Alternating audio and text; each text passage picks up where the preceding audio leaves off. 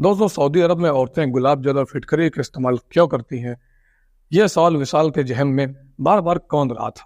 विशाल की मालकिन उससे कहती है कि मुझे तुम गुलाब जल और फिटकरी ला कर दो। अपने मालिक को इस बात का जिक्र कभी मत करना कि मैं तुमसे गुलाब जल और फिटकरी मंगाती हूँ। उसका दिमाग खराब हो जाता है। फिर आखिर अपने पति से चोरी से वो गुलाब जल और फिटकरी मंगाती है तो उसका करती क्या है और उसका क्या इस्तेमाल करती है? यह सवाल बड़ा हैरान और परेशान करने वाला था। दोस्तों, आप भी हैरान और परेशान हो जाओगे जब इस सवाल का खुलासा आपके सामने होगा। विशाल जो है वह हिंदुस्तानी नौजवान है। सऊदी अरब में जाता है कुछ पैसा कमाने के लिए और वह एक मालकिन का ड्राइवर बन जाता है। उसको गाड़ी चलाने आती है, इसलिए उसको एक औरत अच्छी सैलरी देती है और उसको किराए अपने ड्राइवर के रूप में रख लेती है।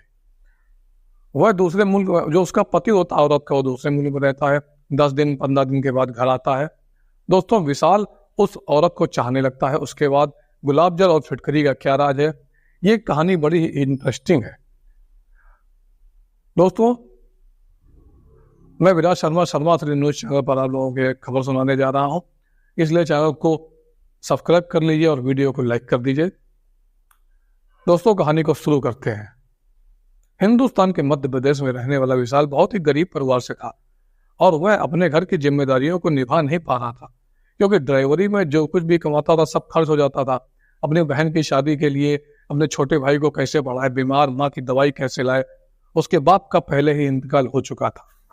अब घर की सारी जिम्मेदारी विशाल के ऊपर थी।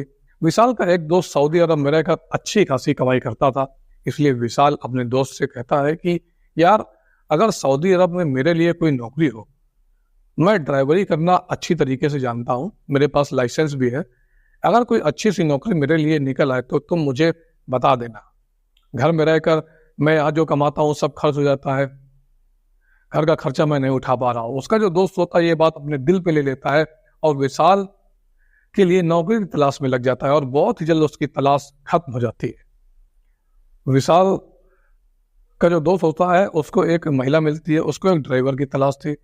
विशाल का दोस्त उसके लिए फिर क्या था, सीधा वीजा भिजवा देता है और विशाल पहुंच जाता है सऊदी अरब। सऊदी अरब पहुंचने के बाद एक दिन अपने दोस्त के बाद विशाल रुकता है और फिर अगले दिन सुबह उस औरत के बाद उसका दोस्त सऊदी अरब में लेकर जाता है। विशाल को वो औरत ऊपर से नीचे तक देखती है और उसको निहारती है। चूंकि विशाल अच्छा खासा लंबा चौड़ा था, 28 साल का था, और औरत कहती है मुझे लड़का पसंद है, इस लड़के को मैं अपना ड्राइवर बनाने के लिए तैयार हूं, और उसको अच्छी खासी सैलरी बोलती है। विशाल ये सुनकर बहुत खुश हो जाता है कि उसकी नौकरी लग गई है, वरना बहुत से लड़कों के बारे में उसने सुना था कि सऊदी अरब में जाकर लड़के परेशान हो जाते हैं, उनको बकरियां चलानी पड़ती हैं, बियाबान जंगलों में तपती धूप में पूरे पूरे दिन बकरियों के पीछे दौड़ना पड़ता है। ये सुनकर विशाल का मन होता था कि यार सऊदी अरब नहीं जाएगा, लेकिन घर की मजबूरियों को देखते हुए वह वहां पर जाता है और अच्छी खासी नौकरी उसकी लग जाती है। इसके बाद धीरे धीरे कहानी आगे बढ़ती है। सऊदी अरब का वो मन बना लेता है, उसका नसीब अच्छा कहे या उसका दोस्त अच्छा मिल गया या उसका जिंदगी में कुछ और ही लिखा था। औरत उसको विशाल को नौकरी पर रख लेती है और उसी के बगल में एक क्वार्टर था, उसी को रहने के लिए वहां पर एक क्वार्टर दे देती है और बोलती है कि मुझे जब जरूरत होगी मैं तुम्हें बता दिया करूंगी, तुम मेरे साथ चल देना शॉपिंग करने, घुमाने फिराने, या मुझे कोई भी काम होगा, कोई भी सामान मंगवाना होगा तो मैं तुमसे बोल दिया करूंगी। उसके बाद विशाल की नई जिंदगी शुरू हो जाती है।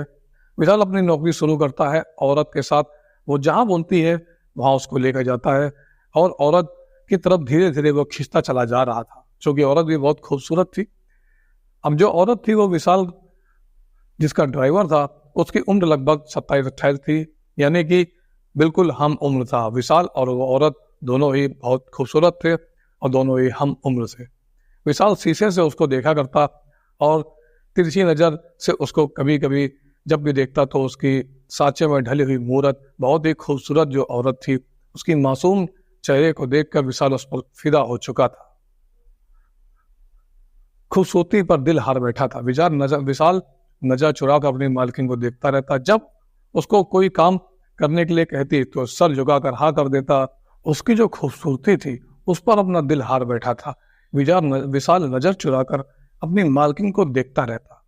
मालकिन उसको कोई भी काम करने के लिए कहती तो सर झुकाकर हाँ कह देता और वो तुरंत काम कर दिया करता। उसको एक झटका तब लगा जब एक दिन मालकिन ने विशाल से कहा, हमें एयरपोर्ट चलना है, मेरा पति दूसरे मुल्क से मेरे पास मिलने आ रहा है। मुझे एक झटका सा लगता है। बहरहाल मैं हाँ कर देता हूँ और चूंकि मेरी ड्यूटी थी, मेरी नौकरी थी, जब मैं एयरपोर्ट पहुंचता हूँ उसके शौहर यानी कि उसके पति को देखता हूँ तो मुझे झटका सा लगता है, क्योंकि उसका पति लगभग 55-60 साल की उम्र का एक बूढ़ा व्यक्ति था और चूंकि उसकी मालकिन बहुत ही ज्यादा खूबसूरत थी तो विशाल को बहुत ही ज्यादा गुस्सा आता है। वो अपने आप में गुस्से को कंट्रोल करता है किसी तरह। उस व्यक्ति के सफेद बाल थे, चेहरे पे झुर्रियां पड़ी थी और जब मैंने देखा तो मैंने समझा कि ये शायद इसका कोई समझौता है। शादी से औरत खुश नहीं है, बूढ़े आदमी के साथ शादी कैसे कर सकती है। बहरहाल वहां से लेकर मियाँ बीवी गाड़ी में बैठते हैं और फिर मैं गाड़ी चलाने लगता हूँ और देखता हूँ कि उस औरत ने बाहों में बाहें डालकर उस बुढ़े के साथ बैठी हुई थी मेरी मालकिन। बोला तो कि डार्लिंग मैं क्या करूं, बाहर रहना पड़ता है, मेरी मजबूरी है, तुम्हें छोड़ने का मन नहीं करता लेकिन बाहर जाना मेरी मजबूरी है। लेकिन अब मैं जितने दिन के लिए आया हूं मैं तुम्हारे साथ रहूंगा, हर वक्त तुम्हारे पास रहूंगा, यहाँ रहकर तुम्हें कोई भी काम नहीं करने दूंगा। इसके बाद शीशे में उस आदमी को विशाल देख रहा था और नीचे से ऊपर तक वो जब वो पसीना पसीना हो जाता है, तन बदन में उसके आग लग जाती है, ये बूढ़ा आदमी इस औरत को क्यों छू रहा है। गाड़ी में विशाल को जब ये देख रहा था तो उसके बराबर गालों में सीने पर हाथ फेर रहा था वो बुढ़ा। और जैसे तैसे करके विशाल दोनों को अपने क्वार्टर छोड़ता है और क्वार्टर से आकर शाम का खाना खाता है और फिर सोने के लिए लेट जाता है। लेकिन आज उसको नींद उसकी आंखों से कोसों दूर थी, क्योंकि नींद आने के लिए तैयार ही नहीं थी। विशाल की आंखों के सामने उसकी मालकिन का चेहरा बार बार आ रहा था। उसके बाद बूढ़े पति का चेहरा भी उसके सामने आ रहा था। बार बार रह रहकर विशाल यही सोच रहा था कि आखिर ऐसी क्या मजबूरी रही होगी कि इस बूढ़े से, इस 60 साल के बूढ़े आदमी से मेरी मालकिन को शादी करनी पड़ी। आखिर वजह क्या हो सकती है। वह सोच सोच कर परेशान हो रहा था, उसका दिमाग खराब हो रहा था। कभी वो इधर करवट लेता, कभी वो इधर करवट लेता और तकिए के नीचे अपनी आंखों को छिपाता और रखकर सोने की कोशिश करता, लेकिन नींद उसे नहीं आ रही थी। उसे यही ख्याल आ रहा था वो औरत अपने शौहर के बाहों में होगी और वो आदमी इस टाइम उसके साथ क्या कर रहा होगा। उसके बाद उससे प्यार कर रहा होगा, बातें कर रहा होगा, उसके जिस्म में उसके कपड़े होंगे नहीं होंगे। विशाल के दिमाग में बहुत सारी बातें चल रही थी। उसका दिमाग फटा जा रहा था। सोचता था कि मैं कैसे बर्दाश्त करूं इतनी खूबसूरत औरत इस बूढ़े आदमी के साथ, और न ही जवान बल्कि कसमकस में और इसी कसमकस में सुबह हो जाती है और औरत को कहीं जाना होता है तो घर में जब पहुंचता तो लॉबी में पति पत्नी बैठे हुए थे। फिर वो आदमी उसको अपने बाहों में लिया हुआ था, उससे बिल्कुल सट कर बैठा था, उसकी गर्दन में हाथ डाले हुए उसके मुंह से मुंह लगाने की तैयारी कर रहा था। दोनों ऐसी मुद्रा में थे कि मानो एक दूसरे को निहार रहे हो और प्यार कर रहे हो। इस हालात में जब विशाल उनको देखता है तो वो शर्मा जाता है और पीछे हटने की कोशिश करता है और जबरदस्ती खांसने की कोशिश करता है। फिर जब वो खांसता है तो औरत ठिठक जाती है और आदमी से पीछे हटने के लिए कहती है, लेकिन वो आदमी अपनी औरत को छोड़ता नहीं है और इस तरह से बेशर्मी के साथ विशाल के सामने ही उसकी बाहों में बाहें डालकर ऐसे ही पकड़े रहता है। औरत कहती है कि छोड़ो, थोड़ा शर्म करो, नौकरों का तो ख्याल करो, हमारे बारे में क्या सोच रहे होंगे। आदमी कहता है, अरे डार्लिंग क्या दिक्कत है, ये नौकर भी तो अपने ही हैं और कहीं जाकर बाहर ढिंढोरा थोड़ी पीट रहे हैं, हम दोनों इस तरह से कर रहे हैं, कोई बात नहीं, आज का मॉडर्न जमाना है। तभी वह आदमी पूछता है कि यहाँ पर क्यों आया हो, कोई काम है क्या। विशाल कहता है कि सर मैडम से पूछने आया हूँ कि आज उन्हें कहीं जाना तो नहीं है। वह आदमी कहता है कि आज तुम्हारी मैडम कहीं नहीं जाएगी, आज ये पूरे दिन मेरे साथ रहेगी, क्योंकि काफी दिनों के बाद बाहर से लौटा हुआ, अब जितना समय है, जितना ही वक्त है तुम्हारी मैडम सब गुजारूंगा, इसलिए आज तुम्हारी छुट्टी। चाहो तो तुम कहीं घूमने चले जाओ, अगर चाहो तो खाना खाने चले जाओ, जो तुम्हारी इच्छा हो आराम करो, तुम फ्री हो। उसकी यह बात सुनकर विशाल अपने क्वार्टर में वापस आ जाता है और रह कर उसको दोबारा गुस्सा आने लगता है। उस बूढ़े आदमी को देखता है और वो सोचता है कि इस बूढ़े आदमी को शर्म नहीं आ रही कि एक जवान लड़की के साथ गुलछर्रे उड़ा रहा है। इसके बाद धीरे धीरे कहानी आगे बढ़ती है और विशाल के दिमाग में ये बात आती रहती है, अभी उस आदमी का मर्डर कर दे। लेकिन वहां की हुकूमत और वहां के कानून के बारे में विशाल ने खूब सुन रखा था कि यहाँ मौत के बदले मौत, खून के बदले खून, हाथ के बदले हाथ की सजा सुनाई जाती है। अगर नजर उठाकर किसी को गलत नजर से देखा तो उसकी भी सजा है। हिंदुस्तान जैसा कानून सऊदी अरब का नहीं है। सऊदी अरब का कानून बहुत ही ज्यादा सख्त, बहुत ही ज्यादा कठोर है। वो अपने गुस्से को कंट्रोल करता है, उसको पी जाता है। और कुछ देर के बाद 1 घंटा ही गुजरा था कि विशाल अपने क्वार्टर में आराम कर रहा था और वो औरत आती है और क्वार्टर का दरवाजा खोलती है। जैसे ही विशाल को देखती है, विशाल उसको देखकर उठकर बैठने की कोशिश करता है, लेकिन वो मैडम कहती है कि नहीं नहीं विशाल, लेटे रहो, मैं बस तुम्हारे पास एक काम के लिए आई थी, मेरा एक काम करना, मैं तुम्हें जो कहती हूँ वैसा ही करना। बोला कि मैडम बताइए क्या काम है। क्योंकि मेरा पति मुझे दिन भर पकड़े रहता है, मैं बाहर जा नहीं सकती हूँ। उस स्टोर में मेरा नाम लेना और कहना कि मैडम ने गुलाब जल और फिटकरी मंगाई है, वो तुम्हें दे देगा। और उससे कहना कि मैडम के पति आ गए हैं, इसलिए फिटकरी और गुलाब जल की मात्रा 2 गुनी कर दे। विशाल उसकी यह बात सुनकर हैरान और परेशान हो जाता है और चक्कर में पड़ जाता है कि आखिर मैडम फिटकरी और गुलाब जल का क्या करेंगी। इसके बाद 2 गुनी मात्रा कर दे, इसका मतलब क्या है। बहरहाल वो अपने सर को झटका लेता है और उसके बाद स्टोर में जाता है। उसकी मैडम जहाँ से उसको सामान लेने के लिए बोला था वहीं पे पूरा सामान खरीदता है और गुलाब जल और फिटकरी के लिए भी बोलता है। और ये भी बोलता है कि दुकानदार से कि अपने गुलाब जल और फिटकरी की मात्रा बढ़ाने के लिए मैडम ने बोला है। तो दुकानदार हंसता है और फिर फिटकरी और गुलाब जल को लेकर मैडम के पास आता है और सामान ला लेकर मैडम को देता है। और जैसे ही उसकी मैडम ने उसके हाथ से वो पकड़ा तो वो उसकी तरफ देखकर मुस्कुराया और नजरें नीची करके अंदर जाने की कोशिश करने लगी और कहने लगी कि मैंने तुमसे एक बात कही थी कि मालिक को मत बताना कि मैं तुमसे गुलाब जल और फिटकरी मंगाई है। फिर एक बार विशाल का दिमाग खराब हो जाता है। उसने नौकर से पूछने की कोशिश की है कि आखिर मैडम गुलाब जल और फिटकरी का करती क्या है। वह नौकर भी हंसने लगा और कहते हैं ना कि बात कैसी भी हो, यहाँ तक कि औरत की बात है तो शौकीन भी है, और तो वो दुनिया भर की बातें उसके दिमाग में आती हैं और वो परेशान हो जाता है क्योंकि वो लगाती है तो कहाँ लगाती है, इसका इस्तेमाल करती है तो कहाँ करती है, कैसे करती है, तरह तरह के दिमाग में उसके ख्याल आ रहे थे। विशाल उस दुकानदार के पास जाता है। उस बूढ़े आदमी को जब दुकान पर आते हुए वो दुकान पर जाता है, उससे पूछता है कि गुलाब जल और फिटकरी कम पड़ गया है क्या, जो तुम्हारी मैडम ने तुमको दोबारा लाने के लिए भेजा है। वो बोलता है सर ऐसी बात नहीं है, बस मैं आपसे पूछने आया हूँ कि यहाँ सऊदी अरब में गुलाब जल और फिटकरी का औरतें क्या करती हैं।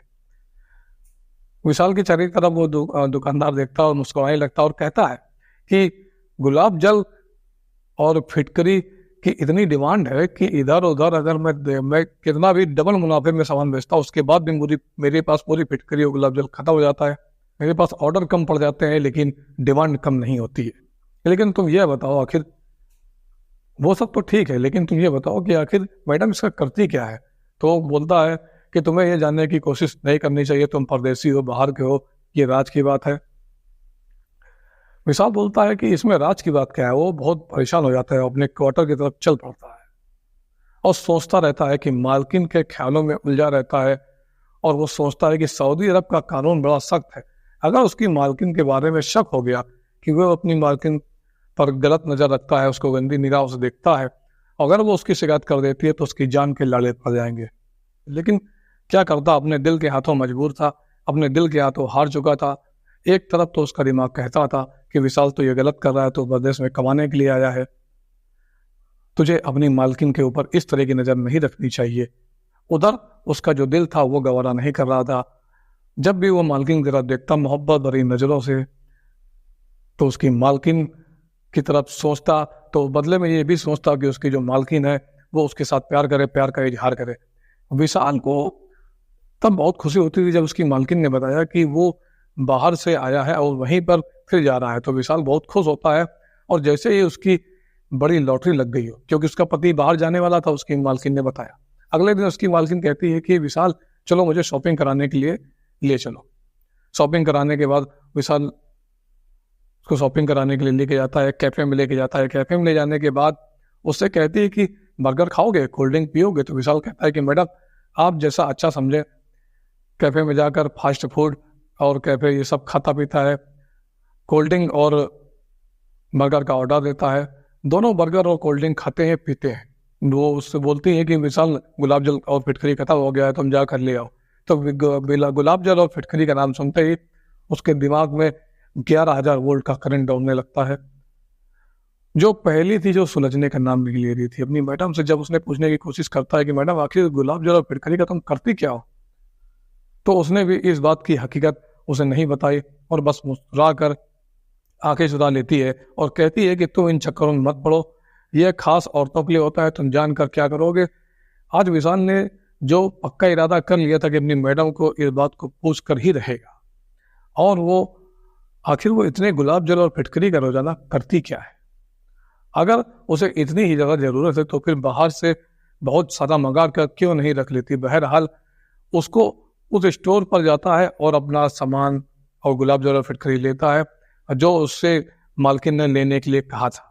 बैठती है बराबर वाली सीट पर, फ्रंट सीट पर बैठती है, पिछली सीट पर नहीं बैठती है, और कहते हैं कि विशाल गाड़ी चला रहा था और फिर अचानक अपनी मैडम से सवाल करता है कि मालकिन एक बात अगर आप बुरा ना माने तो मैं आपसे पूछना चाहता हूँ।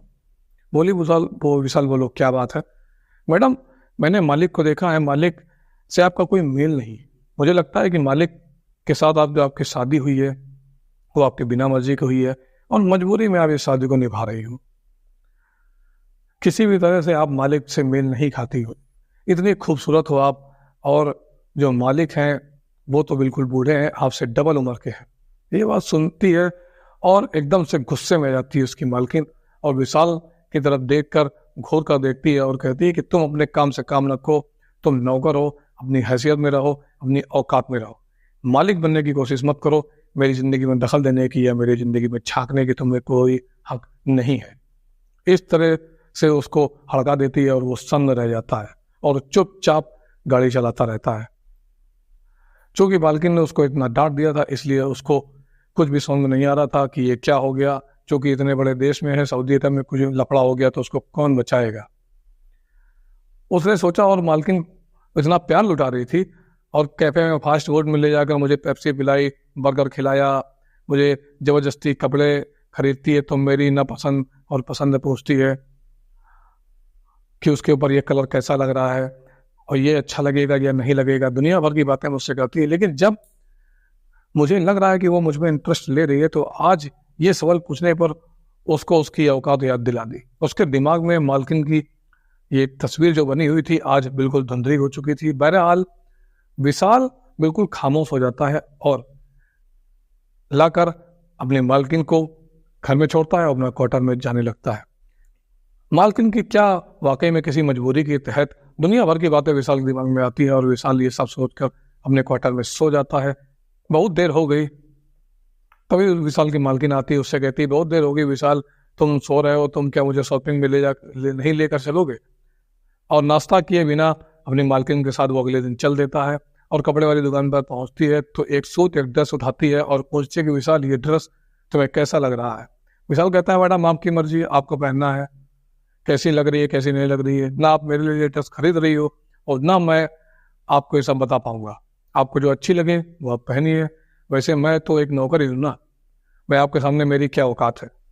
इस तरह से उसने ताना मारा तो वो जो भी कपड़े खरीदती है दुकानदार को देती है और एक भी कपड़ा नहीं खरीदती है उस दुकान, और गाड़ी में आकर बैठ जाती है। शायद मैडम बुरा मान गई और चुपचाप विशाल गाड़ी चलाने लगता है और घर की तरफ बढ़ने लगता है। कुछ देर खामोशी होती है, उसके बाद मैडम बोलती है कि विशाल मैंने जिस आदमी से शादी की है ये हकीकत है कि तुम्हारा अंदाजा बिल्कुल सही है, मैंने अपनी मर्जी से उससे शादी नहीं की, एक मजबूरी के तहत, एक समझौते के तहत मुझे ये शादी करनी पड़ी। मुझे याद नहीं कि मेरे माँ बाप कौन थे, बचपन में ही मुझे किसी ने किडनैप कर लिया था और एक अंग्रेज औरत ने मुझे पाला, मुझे अच्छा खाना खिलाती थी, अच्छे कपड़े पहनाती थी। जल्दी से मैं जवान हो गई और जब मैं 14-15 साल की हुई तो मुझे पता चला कि मुझे जो खिलाती पिलाती थी इतना मेहरबान थी, अक्सर वो मुझसे धंधा करवाने के चक्कर में थी। जब मैं बड़ी हो जाऊंगी तो मुझसे जिस्म फरोशी का धंधा कराएगी। मैं बड़ी हैरान और परेशान थी कि मैं क्या करूं, इस काम को करना मैं नहीं चाहती थी और वह औरत मेरी खूबसूरती, मेरे जिस्म से पैसा कमाना चाहती थी।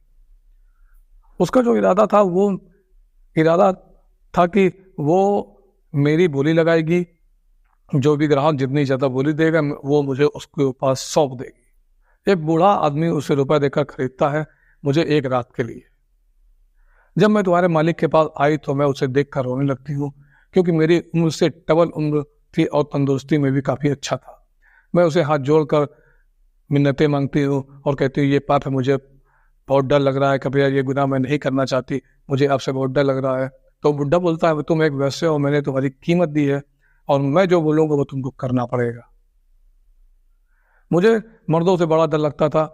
मैं तो इतनी समझदार भी नहीं था, मुझे पता भी नहीं था कि जब रात को कोई मर्द आएगा तो मुझ पर अपनी मर्दानगी दिखाएगा, और हर कोई मर्द आएगा जबरदस्ती करेगा और कभी कोई मुझे नोचेगा, कोई मारेगा, कोई पीटेगा।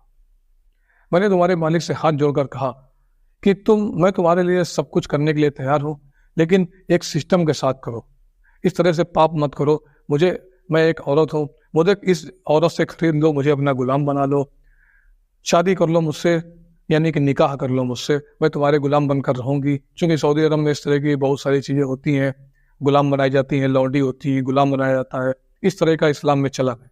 जहाँ जहाँ इस्लामिक कानून होता है वहाँ वहाँ इस तरीके के गुलाम बनाना, लौंडी बनाना, इस तरीके के काम होते हैं।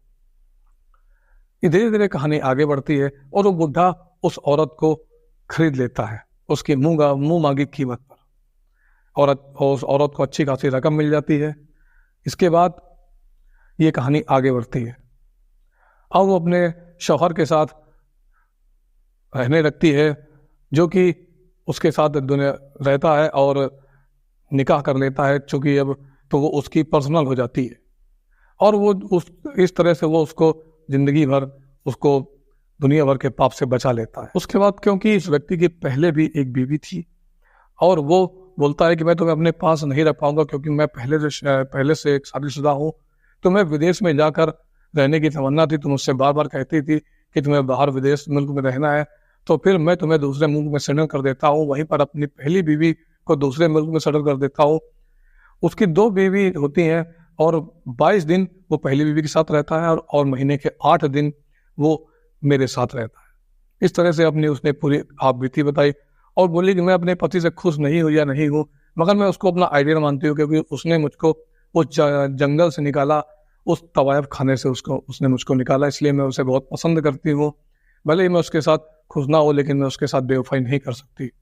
विशाल, मुझे पता है कि तुम मुझे पसंद करते हो, तुम्हारी नज़रों को मैंने भाप लिया था, और वह औरत ही क्या जो मर्द की नज़र पड़े और उसको पहचान ना सकी वो तुम्हारे बारे में क्या सोच रहा है, किन नज़रों से देख रहा है। तुम मेरे लिए क्या सोच रखते हो मुझे पता था, तुम मुझसे मोहब्बत करते हो ये भी मुझे पता था। मेरे शौहर के बारे में आज मैं तुम्हें क्लियर बताना चाहती हूँ कि मैं अपने शौहर के साथ कभी बेवफाई नहीं कर सकती। अगर तुम्हारे दिमाग में ऐसा कुछ ख्याल आ रहा है कि मैं उसे छोड़कर तुम्हारे साथ रंगरलियां मनाऊंगी, तो अपने दिमाग से ये बात निकाल दो, अपने दिमाग को बिल्कुल साफ कर लो। ऐसा कभी नहीं हो सकता। मैं उस दलदल से, उस पाप से बचने के लिए पहले ही अपने पति से, अपने शौहर से वादा कर चुकी हूँ। जिंदगी भर मुझे यौन या जिस्मानी सुख नहीं मिलेगा, लेकिन मैं उसके साथ कभी बेवफाई नहीं करूंगी। जब मेरा शौहर बाहर मुल्क में रहता है, मैं उसके लिए सजती हूँ, संवरती हूँ, उसकी पसंद नापसंद के हिसाब से ड्रेस खरीदती हूँ। जब एक हफ्ता रहता है, जब वो आता है, तो मैं खुश होती हूँ, उसको पूरी तरीके से खुश करने की कोशिश करती हूँ। ये अलग मैटर है। अपने पति, अपने शौहर को खुशी के लिए मैं जो भी काम करती हूँ वो मुझे अच्छा नहीं लगता, लेकिन फिर भी मेरे दिमाग में तुम्हारे दिमाग में मेरे लिए जो भी चल रहा है उसको निकाल दो। मैं अपने दिमाग में आज तक भी तुम्हारे लिए कभी भी ऐसा नहीं सोचा है। मेरा जो पति है, मैं उससे बेवफाई नहीं कर सकती।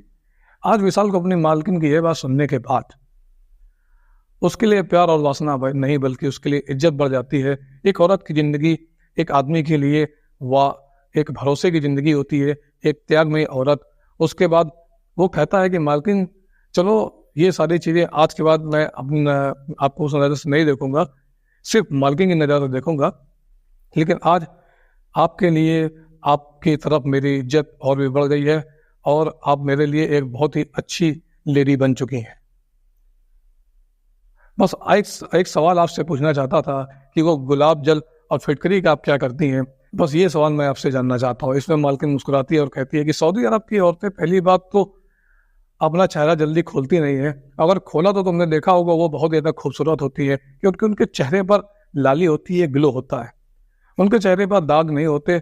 हम औरतें जो होती हैं सऊदी अरब की, हर रोज़ सुबह भी और रात को सोते टाइम भी गुलाब जल को और फिटकरी को पीस कर अपने चेहरे पर 10-15 मिनट के लिए लगाते हैं, और हर रोज हम ये काम करते हैं। तुम देख रहे होगे जिस चेहरे पर तुम मर मिटे हो वो चेहरा फिटकरी और गुलाब जल की बदौलत है। मेरा एक भी जो भी रोम रोम है, जो भी आप तुमको लग रहा है कि मैं इतनी ग्लो कर रही हूँ, ये फिटकरी और उसकी वजह से, ये मेरे चेहरे पे झाइयाँ नहीं है, मेरे चेहरे पे मुहासे नहीं है, कुछ नहीं है, ये सब फिटकरी और गुलाब जल का ही मजा है। इसमें विशाल बोलता है कि मैडम मैं तो दिमाग में जाने क्या क्या सोच रहा था कि आप ये जो लगाती हैं छुपा कर रखती हैं और ढिंडोरा नहीं पीट रही हैं, मुझे तो पता ही नहीं था कि इतनी बड़ी बात इस चीज़ के पीछे होगी। मैं तो दिमाग में जाने क्या क्या मेरे दिमाग में चल रहा था।